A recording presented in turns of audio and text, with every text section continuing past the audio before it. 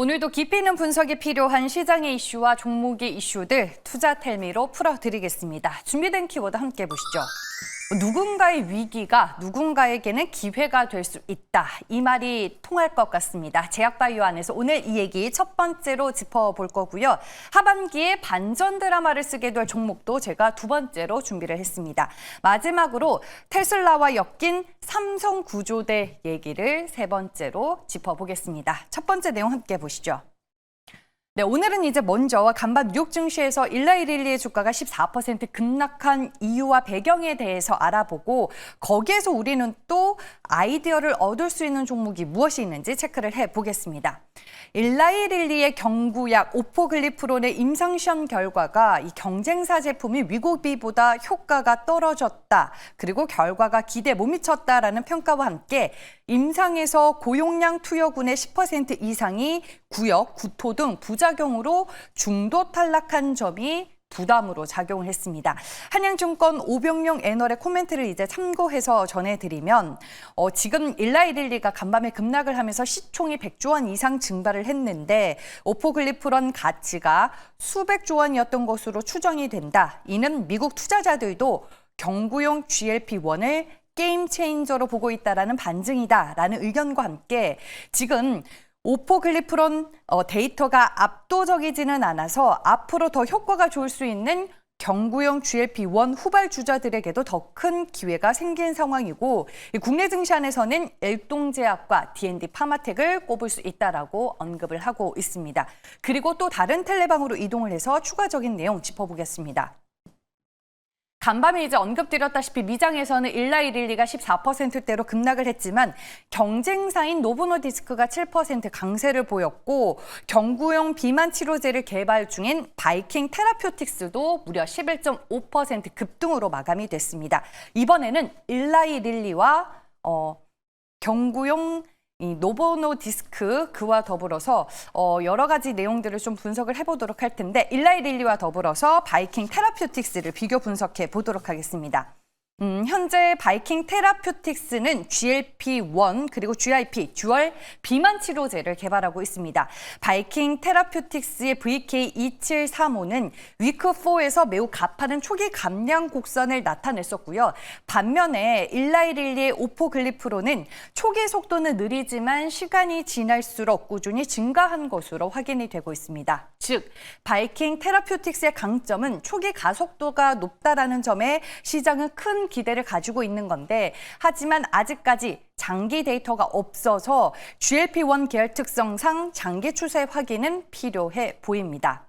지금 글로벌 비만 치료제 시장에 돌아가는 판을 봤을 때 이렇게 되면은 레세라의 오랄링크 기술을 도입하고 있는 D&D 파마텍이 데이터만 잘 나와준다면 높은 가치를 인정받을 수 있을 것 같고요. 이 텔레방 방장도 오병용 애널과 같은 얘기를 하고 있습니다. 경구용 GLP-1 기술을 가지고 있는 회사들을 주목해야 한다라는 코멘트가 눈에 띄었습니다. 네, 그러면은 경구용 GLP-1과 관련이 있는 시장의 비만 치료제 관련주들 오늘 5개로 한번 정리를 해봤습니다. 네, 오병용 애널리스트의 픽이기도 했었죠. 일동제약 오늘 일단은 비만 치료제 관련주 안에서는 견조한 주가 흐름 보여주고 있습니다. 5%에 가까운 상승 흐름 유지를 하고 있고요. D&D 파마텍 2% 가까이 오르고 있습니다. 그 외에 삼천당제약과 인벤티지의 펩트론도 일단 경구용 GLP-1 관련 비만 치료제 안에서는 시장 안에서 많이 언급이 되고 있는 종목인데 상대적으로 오늘 이 종목군들은 주가가 약세 흐름이 확인이 되고 있습니다. 일단 비만 치료제 안에서는 우리가 어떤 키워드를 기억해야 되는지 앞서 보여드린 텔레그램 방을 참고해 보시길 바라겠습니다. 다음 내용 보시죠. 오늘 엔터와 제작사 쪽에서 스튜디오 드래곤의 주가 흐름이 프리마켓에서부터 심상치가 않았습니다. 지금 K-팝 데몬 헌터스, 캐대헌이 넷플릭스의 역대 기록을 갈아치우면서 누적 조회수 1억 5,880만 회를 넘어섰다라는 뉴스 오늘 화제가 되고 있고요. 그와 더불어서 스튜디오 드래곤은 증권사에서 긍정적인 리포트가 나왔습니다. 하나같이 하는 얘기가 최악은 지났다, 고비는 지났다라는 평가가 오늘 주가 상승의 이유이자 배경이 되고 있는 것 같습니다. 일단 2분기 실적 부진은 모두가 예상했던 바였고 하반기에는 방영회차 증가 그리고 기대작 공개로 실적 반등이 전망이 되고 있고요.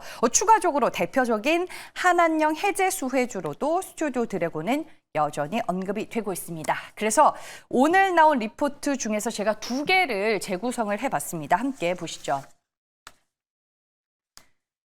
네, 먼저 첫 번째는 신한투자증권에서 진해 애널리스트가 발간한 리포트입니다. 그리고 두 번째 리포트는 NH투자증권에서 이화정 애널리스트가 내놓은 리포트다라고 볼 수 있겠는데요. 리포트 내용 함께 보도록 하겠습니다. 주요 내용을 일단은 보면요. 2분기 적자 발생으로 인해서 마지막 실적 부진은 방점이 찍힌 상황이다라고 진해 애널리스트는 얘기를 하고 있습니다. 하반기에 우리가 이제 긍정적으로 볼 수 있는 내용은 Q와 P가 증가를 하는 대신에 C는 감소를 하기 때문에 이와 같은 조화를 기대해 볼 수 있다라는 건데요. Q는 방영 회차입니다. 2분기 대비 3분기에 무려 2배 증가가 예상이 되고 있고요. P는 집중된 텐트폴로 봤을 때 리쿰률 상승이 기대가 되고 있습니다. 잘 아시다시피 콘텐츠 제작사들은 리쿰률을 중시하죠. 소위 투자 대비 얼마를 버는가를 뜻하는데 이쪽에서 증가가 전망이 되고 있습니다. C는 비용 절감 효과를 예상해 볼 수 있는데 비용 절감 전략이 녹여진 작품들의 방영으로 제작비 피크아웃의 시그널이 확인될 것으로 보입니다. 그리고 중국 개방 시에 가장 속도감 있는 실적 개선을 기대해 볼 수 있는 종목이 스튜디오 드래곤이다라고 얘기를 하고 있습니다. 분봉과 함께 일봉 차트 함께 확인을 해보겠습니다. 네, 오늘 장 초반부터 움직임이 상당히 좋았다라고 말씀을 드릴 수 있겠고요. 장중에는 무려 7% 넘게 오르며 52,200원의 장중 고점을 기록하기도 했습니다. 현재는 5%대 오름세 유지를 하고 있고요. 일봉 차트를 통해 보시면요. 최근에 3거래일 동안 주가 반등세가 이어졌었고요. 어제 이어서 오늘 추가적으로 강한 상승세가 이어지고 있습니다. 증권가에서 하나같이 입을 모아서 하반기에 실적 개선이 가장 두드러지는 종목이 될 것이다라고 얘기를 하고 있는데 여러분들 하반기에 달라진 모습을 보여줄 수 있을지 지켜보시길 바라겠습니다. 마지막 내용입니다. 오늘 이제 블룸버그 통신에 따르면 테슬라가 자율주행을 위한 슈퍼컴퓨터 도조 담당팀을 해체한다라는 기사가 전해졌습니다. 블룸버그는 이제 소식통을 인용해서 도조팀을 이끌고 있던 피터 베넌이 회사를 떠나기로 했으며 머스크가 이 팀의 폐지를 명령했다라고 전했는데요.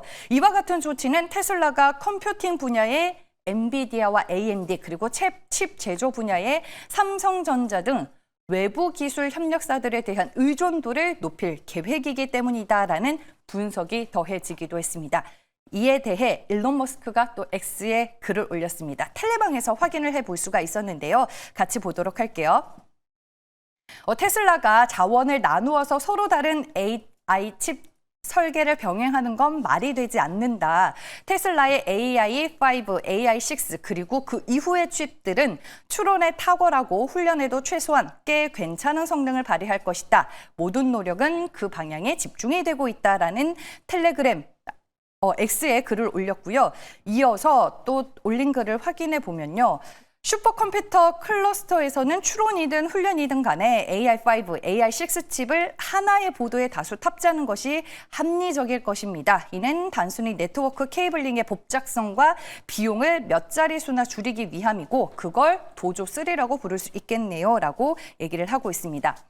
말들이 조금 어려울 수가 있는데 제가 내린 결론에 대해서 이제 설명을 드릴게요. 일론 머스크가 중복 프로젝트를 없애고 AI5, AI6로 일원화하는 전략을 선택했다라고 볼 수 있겠고요. 과거에 이제 도조가 하던 일을 AI5, AI6 칩 중심의 보드 설계로 이어간다라는 뜻으로 해석을 해볼 수 있겠습니다.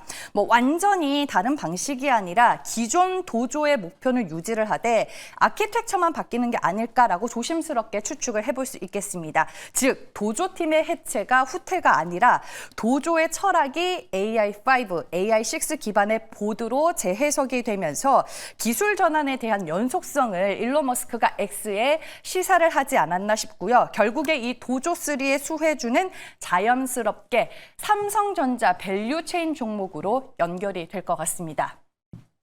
뭐 반도체 소부장을 대표하는 종목들이죠. 제가 소재 부품 장비에 해당되는 종목 총 12개를 꼽아봤고요. 최근에 뭐 테슬라에 이어 애플에 대한 모멘텀까지 더해지면서 이쪽 분위기는 상당히 좋습니다. 어제 이어서 뭐 오늘 추가적인 상승이 나와주고 있고요. 원익 IPS는 무려 14% 넘는 급등세를, 두산테스타는 어제 강세에 이어서 오늘도 추가적인 8%대 오름세를 연출하고 있습니다. 네, 이렇게 세 가지 이슈들 모두 전해드렸고요. 이제 엠벤골드 최현덕 매니저 화상 전화 연결로 만나보겠습니다. 안녕하세요. 네, 안녕하십니까. 최현덕 매니저입니다. 네, 오늘 시장에서 어떤 투자 뉴스 가장 중요하게 보셨을까요? 네, 조금 전에 그 도조3 뉴스도 잘 봤고요. 제가 최근에 이제 반도체 기업들 많이 좀 말씀을 드렸는데, 뭐 원익 IPS부터 잘 올라가고 있어서 저는 뭐 추가적인 상승은 당연히 나올 거라고 봅니다. 오늘은 로봇 쪽에서 좀 말씀을 좀 드려볼까 합니다. 왜냐하면 지금 우리나라에서는 사실 휴머노이드 로봇 관련해서 좀 중요한 기업들이 많이 없습니다만, 이 중국 같은 경우는 이 휴머노이드 로봇 자체가 굉장히 빠르게 발전하고 있고, 이 8월 달도 이제 행사가 좀 많이 있거든요. 그래서 이 중국 관련 로봇 기업이 올라가지 않을까 싶은데, 일단 지금 8월 달을 중국 로봇의 황금기로 보고 있습니다. 왜냐면 지금 8월 달 들어서 로봇 관련 행사라든가 이벤트가 상당히 많은데, 일단 오늘만 본다 하더라도 이 세계 로봇 대회가 개최를 했고요. 이 전시 규모가 이제 5만 제곱미터 돌파하면서 점점 커지고 있는데, 지금 중국의 로봇 기업들 220곳이 참가해서 1,500종의 로봇을 전시하고요. 여기 중요한 게 뭐냐면 엔비디아까지 참여해서 또 주제 발표를 진행하거든요. 그래서 사실 지금 굉장히 빠른 속도로 커지고 있는 중국의 휴머노이드 로봇에 엔비디아까지 힘을 좀 보태면서 그 어떤 이 거시적인 효과가 더 클 거로 보여지고 있고, 14일 같은 경우는 또 세계 휴머노이드 로봇 스포츠 대회가 있고요. 21일 같은 경우는 지금 양대 로봇으로 불리는 이 엣지보 파트너 또 생태계 회의까지 있습니다. 그래서 최근에 그 중국 정부의 어떤 그 로봇을 지원하는 정책을 보게 되면은 굉장히 많은 돈을 지원하고 있고, 이 중국의 로봇 스타트업들이 그 자금을 다 빨아들이고 있다 보고 있는데, 지금 중국 휴머노이드 로봇에 그 투자 유치된 그 기업들만 보시면은 108건의 투자 유치를 했고요. 전체 자금 그 조달 규모를 봤더니 약 3조 원대 자금이 중국의 지금 로봇 기업으로 들어간 겁니다. 그러니까 거의 투자금을 뭐 쓸어가는 블랙홀처럼 보여지고 있어서 지금 중국의 로봇 굴기가 시작되고 있고, 이 8월 달이 관련 이벤트부터 행사, 대회 이런 것들이 많아서 중국의 로봇 황금기로 불린다. 그런 관점에 있어서 실제 이제 우리나라에도 그런 기술을 갖고 있는 기업들이 있는데, 이 테마로 쭉 올라가는 기업들 말고 실제 기술력을 갖고서 성장 가능성이 큰 그런 종목을 또 하나 말씀을 좀 드려보도록 하겠습니다. 네, 알겠습니다. 로봇이라는 힌트를 주신 것 같은데요. 관련주로 어떤 종목을 보면 좋을까요? 일단은 현재 주가는 6,390원이고요. 원익홀딩스를 좀 말씀을 좀 더 드려볼게요. 일단 자회사인 원익 로보틱스가 지금 로봇을 개발하고 있는데 메타하고 협력하고 있죠. 그러니까 우리나라에서 로봇 기업들을 보게 되면은 큰 기업들이 뭐 두산 로보틱스, 뭐 레인보우 로보틱스 정도인데, 삼성은 등이 업고 있고 두산을 등이 업고 있지 않습니까? 근데 이 원익홀딩스 같은 경우는 쉽게 말하면 메타를 등에 업고 있다라는 거고, 지금 메타 같은 경우도 이제 로봇 개발에 혈안이 돼 있는데, 거기에 들어가는 팔을 이 원익홀딩스가 같이 개발하고 있다라고 좀 보시면 될 것 같습니다. 그래서 이 알레그로 핸드라는 로봇 팔인데요. 이 16자유도의 다양한 기술을 갖고 있어서 정말 사람의 어떤 손처럼 움직이면서 어떤 미세한 뭐 달걀을 잡을 수 있는 그런 정도의 손을 개발하고 있어서, 어떻게 보면 이 메타 휴머노이드 로봇에 정교함을 더한다. 그 정교함을 더하는 게 원익 로보틱스라서, 이 원익 로보틱스를 자회사로 두고 있는 원익 홀딩스가 이 로봇 쪽에서는 또 한번 성과가 나오지 않을까 합니다. 그런데 사실 우리 기업들 중에서 이 레인보우 로보틱스, 두산 로보틱스에 비하면 지금 이 시가총액 상당히 낮은 거래에서 거래가 되고 있기 때문에 주가 상승이라면 충분하다라고 좀 말씀드리면서, 일단 원익 홀딩스 같은 경우는 목표가를 7,500원까지 말씀을 드리고 손절가는 5,700원으로 대응을 해보도록 하겠습니다. 네, 알겠습니다. 그리고 어제 삼성 밸류체인 종목으로 말씀해 주셨던 코미코, 지난 7월 말에 소개해 주셨던 원익 IPS가 오늘 상당히 강한 주가 흐름을 보여주고 있습니다. 이 두 종목 모두 리뷰 부탁드릴게요. 네, 어제 말씀드렸던 코미코도 바로 올라서고 있는데 중요한 거는 삼성 파운드리가 지난달까지만 하더라도 거의 죽어있다라고 볼 정도로 좀 수주가 안 되고 있던 건데 테슬라 수주부터 애플까지 수주하게 되면서 삼성 파운드리가 완전 달라진 모습을 보이고 있죠. 그렇기 때문에 지금 삼성 파운드리가 핵심은 미국 내에서 생산하게 되는 거거든요. 그렇기 때문에 미국 내 법인을 갖고 있고 공장을 운영하고 있는 실제 매출을 나고 있는 기업들이 가장 우선적인 수요가 될 것이다. 이 코미코 같은 경우는 이 삼성 파운드리 준비된 기업이다라고 말씀드렸던 거고 여전히 올라갈 길이 많이 남아있기 때문에 지금도 예상 좀 가능하다라고 말씀드리고요. 또 원익 IPS 같은 경우도 그 전주에 말씀을 좀 드렸던 건데 이미 오스틴 공장에서 장비를 공급하고 있거든요. 그래서 삼성이 증설한다 그러면 그냥 무조건 원익 IPS 장비가 들어간다라고 보시면 될 것 같은데 지금 뭐 테슬라부터 애플까지 미국 내에서 또 이제 어떤 증설을 예고하고 있기 때문에 원익 IPS도 충분히 좀 크게 큰 상승이 나올 것 같습니다.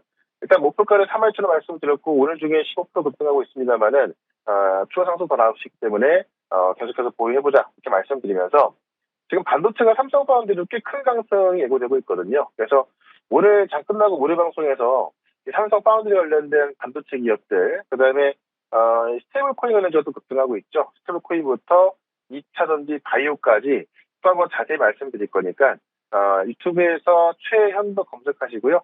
4시부터 유튜브 실시간 방송 들어오시면 되고 저는 다음 주 월요일 날 그 시간에 다시 뵙도록 하겠습니다. 고맙습니다.